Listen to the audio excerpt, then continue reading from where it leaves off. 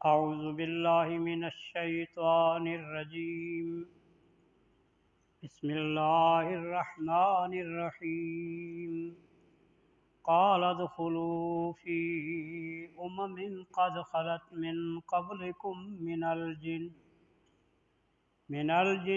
والانس فی النار كلما دخلت لعنت اختها حتى إذا اداركوا فيها جميعا قالت أخراهم لأولاهم ربنا هؤلاء أضلونا فآتهم عذابا ضعفا من النار قال لكل ضعف ولكن لا تعلمون وقالت أولاهم لأخراهم فما كان لكم علينا من فضل فذوقوا العذاب بما كنتم تكسبون۔ میرا خیال ہے یہ آپ آگے چلیں گے، آیت نمبر 35 ہے، آیت نمبر 35 سے شروع ہوگا۔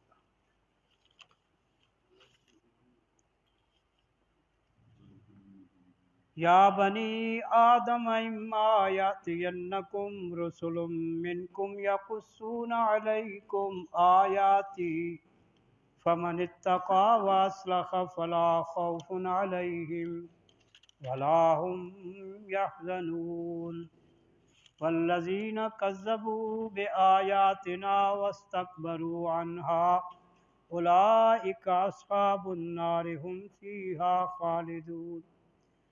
صدق اللہ مولانا العظیم۔ یا بنی آدم، اے اولاد آدم، اما یاتینکم رسل منکم، جبکہ آئیں گے تمہارے پاس رسول تم ہی میں سے، یعنی جن سے بشر سے، نوع انسانی میں سے، یقصون علیکم آیاتی، وہ بیان کریں گے تم پر میری آیات کو، یعنی میرے احکامات کو۔ آیات کا لفظ پہلے تشریح گزر چکی ہے کہ کلام الہی کے اجزاء کو بھی آیات کہتے ہیں اور نشانی کو بھی آیت کہتے ہیں، احکامات کے لیے بھی یہ لفظ استعمال ہوتا ہے۔ فمن اتقی، پھر جس نے تقوی اختیار کیا یا بچا، کس سے؟ عن شرک سے، واصلح بعمل الخیر، کہ جس نے جو شرک سے بچا اور اپنی اصلاح کی اچھے اعمال کے ساتھ، فلا خوف علیہم ولا هم یحزنون، انہیں کوئی خوف اور غم نہیں ہوگا۔ تقوی کا لفظ چونکہ استعمال تو ہوتا ہے پرہیزگاری، جس کو ہم کہتے ہیں کہ برائی سے بچنا، نیکی کے اندر مگن ہونا، اللہ کا خوف دل میں رکھتے ہوئے ہر اس کام سے پرہیز کرنا جس سے اللہ ناراض ہو جائے، غصے ہو جائے، اسی کا نام تقوی ہے۔ کیونکہ عربی زبان میں وقایتن اپنے آپ کو بچانے کو کہتے ہیں، اور اپنے آپ کو اللہ کی ناراضگی سے بچانا، اس کی پکڑ سے بچانے کا جو راستہ ہے، جو عمل ہے، اس کو تقوی کہتے ہیں۔ لیکن اس کے پھر درجات ہیں، ایک تقوی عن الشرک ہے اور ایک تقوی عن المعاصی ہے۔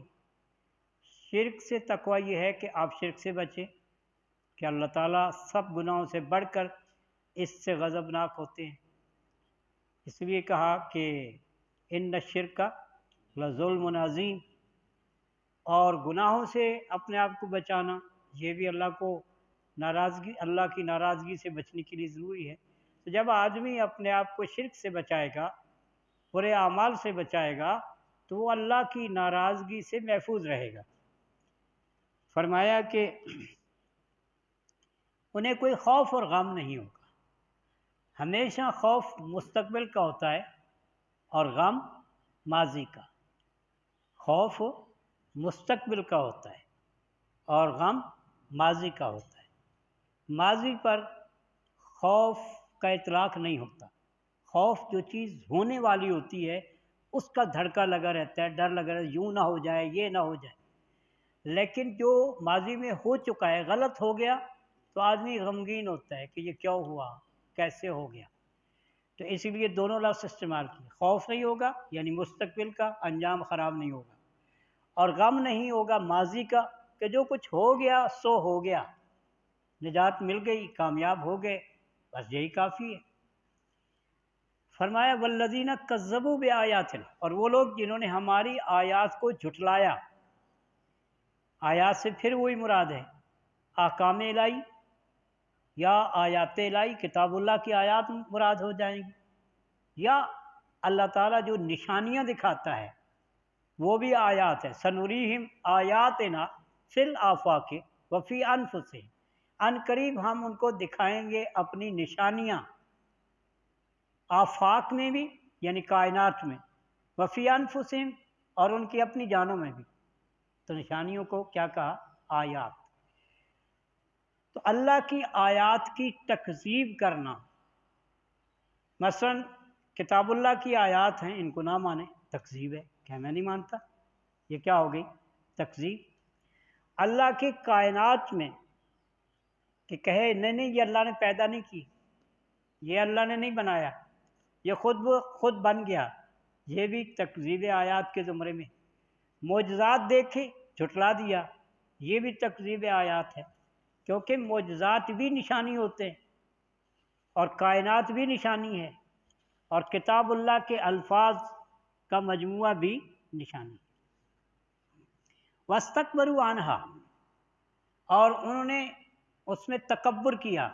استکبار کا مطلب ہوتا ہے کہ اپنی بڑائی چاہنا۔ جب آدمی اپنی میں مبتلا ہو جائے، اللہ کی بڑائی کو بھول جائے اور اپنا ہی قد بت بنانے لگ جائے کہ میں دنیا والوں میں سب سے بڑا لگوں، سب میرے بات ماننے والے ہوں، جو میں کہوں وہ حرف آخر ہو، اور شریعت، کتاب، انبیاء سب پیچھے رہ جائیں، پشت کر دیے جائیں، تو یہ بھی استکبار ہے، استکباراً فی الارض۔ فرمایا انہوں نے تکبر کیا، یعنی ان کو یہ بات نظر آئی کہ حق پر چلتے ہوئے ہم بڑے نہیں ہوں گے، اللہ بڑا ہے، اس کی بات بڑی ہے، نہ ہماری بات اس کے مقابلے میں بڑی ہے، نہ ہماری ذات اس کے مقابلے میں بڑی ہے، تو بات تو بن جائے گی۔ لیکن جو لوگ حق کا راستہ اختیار نہیں کرتے، آیات الہی کی تکذیب اس لیے کرتے ہیں کہ اس سے ان کی جو چودراہٹ ہے وہ متاثر ہوگی۔ یہ قرآن مجید بتا رہا ہے کہ مشرکین مکہ کے سردار آ کر کہتے ہیں اے محمد صلی اللہ علیہ وسلم، ایت بقرآن غیر ھذا، اس قرآن کو چھوڑ کوئی اور قرآن لے آ، او بدل ہو، یا اس میں کوئی رد و بدل کر دے، کوئی ہماری بات بھی ڈال لے نا بیچ میں، جو ہم چاہتے ہیں، جو ہمارا خیال ہے وہ بھی بیچ میں ڈال لے، پھر ہم مان لیں گے۔ اس کا مطلب کیا ہوا کہ میں آ گئی نا، ہم آ گئے نا۔ تو فرمایا کہ تکذیب کی بڑی وجہ یہی ہوتی ہے کہ آدمی جب اپنی میں مبتلا ہوتا ہے، اپنی حیثیت کو نہیں پہچانتا کہ وہ بندہ ہے، وہ مخلوق ہے، وہ محتاج ہے، وہ عاجز ہے، اللہ خالق ہے، اللہ مالک ہے، اور اللہ حاجت روا ہے، محتاج نہیں ہے، تو پھر بات بن جاتی ہے۔ لیکن جو یہ آدمی اپنی میں آ جاتا ہے کہ میں بڑی شے ہوں، بس پھر گیا۔ فرمایا یہ تکذیب کی وجہ بنتی۔ اولئک اصحاب النار، ایسے لوگ آگ والے ہیں، دوزخی، ہم فیہا خالدون، اس میں وہ ہمیشہ رہیں گے۔ اب یہ تکذیب کے اوپر یہ الفاظ استعمال ہوئی، تکذیب بمانے کفر کے ہو گئی نا، کیونکہ کفر اور شرک کے بغیر کوئی ایسا گناہ نہیں ہے جس کی بنیاد پہ دائمی جہنم میں رکھا جائے کسی کو۔ فمن اظلم ممن افترى علی اللہ کذبا، اس سے بڑا ظالم کون ہے جو اللہ پہ جھوٹ کرتا ہے، اور کذب بآیات، یا اس کی آیات کو جھٹلاتا ہے۔ اللہ پہ جھوٹ کرنا کیا ہے؟ ایک تو یہ ہے کہ کوئی کہے کہ مجھے بھی اللہ نے یہ کہا ہے، تو اس نے غلط منسوب کیا۔ یہ اس حوالے سے ایک اور مقام پہ بھی آیت ہے کہ وہ کہتے ہیں کہ میں بھی وہ بات کہوں گا جو میری اوپر القاء کی گئی ہے، سأنزل مثل ما قال، اس طرح کے الفاظ قرآن مجید کے اندر کہیں موجود ہیں۔ تو یہ ایک تو یہ ہے کہ آدمی اپنی بات کو منسوب کر دے اللہ کی بات کی طرف، جبکہ وہ اللہ کی بات نہ ہو تو وہ کیا ہو گیا؟ تکذیب ہو گئی، وہ بھی افترا علی اللہ کذبا، اللہ نے تو نہیں کہی، وہ اللہ کی طرف منسوب کر کے کہہ رہا ہے تو جھوٹ بول رہا ہے، اور اللہ بھی جھوٹ بول رہا ہے۔ اور اب تو لوگ جب گمراہی آتی ہے نا پھر آدمی ڈھیٹ ہو جاتا ہے۔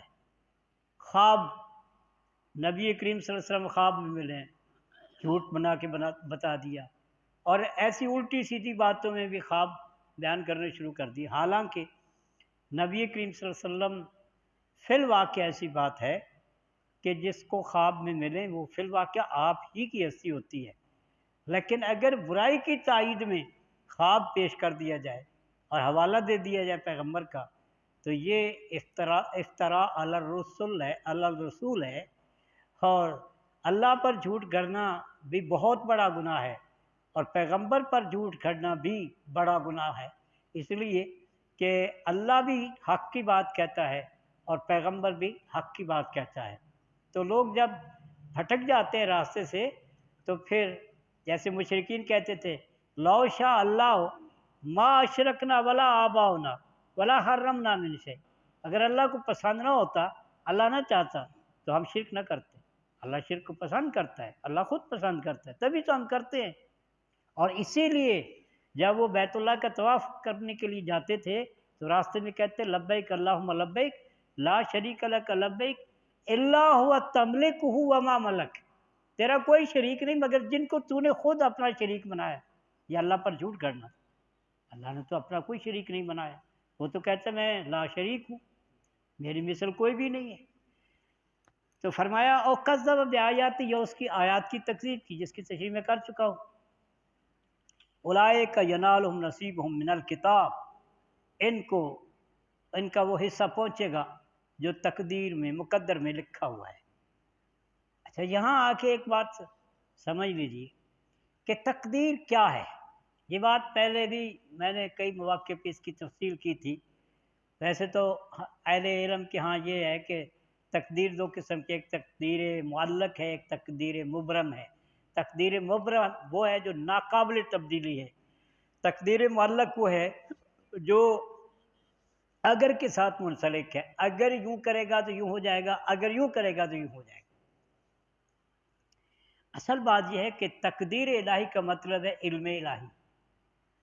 اللہ نے اپنے علم کے مطابق جن کو دنیا میں بھیجنا ہے ان کے سارے کارنامے اعمال پہلے ہی ریکارڈ کر دیے کہ یہ بندہ پیدا ہوگا، بڑھے گا، اتنی عمر پائے گا، یہ کام کرے گا، اچھے کرے گا یا برے کرے گا، یہ ریکارڈ کے اندر موجود ہے۔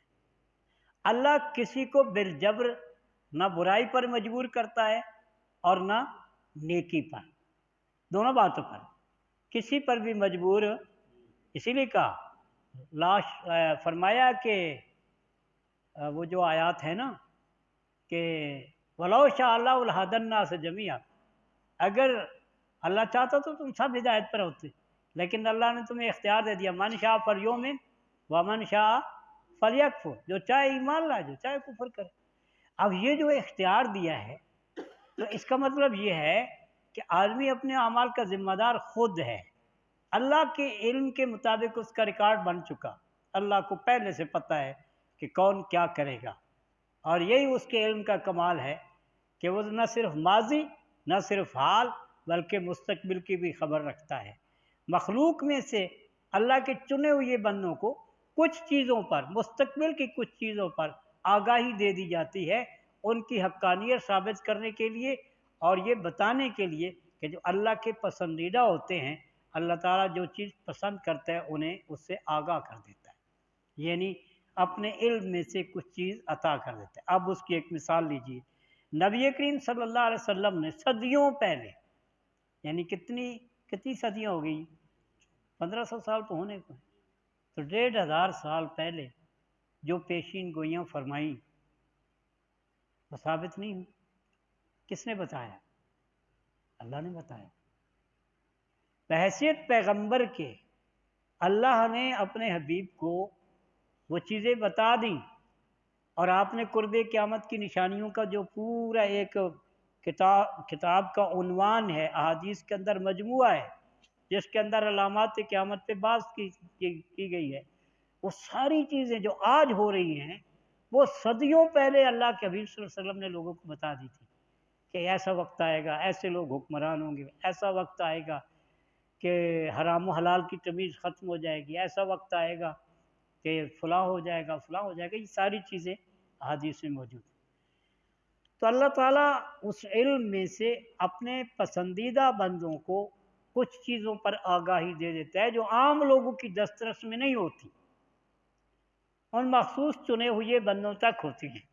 اس لحاظ سے تو اللہ کی تقدیر نام ہے اللہ کے علم کا، جس میں وہ ساری چیزیں ریکارڈ کے طور پہ موجود ہیں۔ اللہ نہ کسی کو برائی پر مجبور کر رہا ہے دنیا میں، اور نہ نیکی پر، اختیار دے رہا ہے کہ جو چاہے نیکی اختیار کرے، جو چاہے برائی اختیار کرے، لیکن نتائج ایک جیسے نہیں ہوں گے، یہ بھی بتا دیا۔ نیکی کا انجام رضائے الہی اور جنت ہے، اور برائی کا انجام اللہ کی ناراضگی اور جہنم ہے۔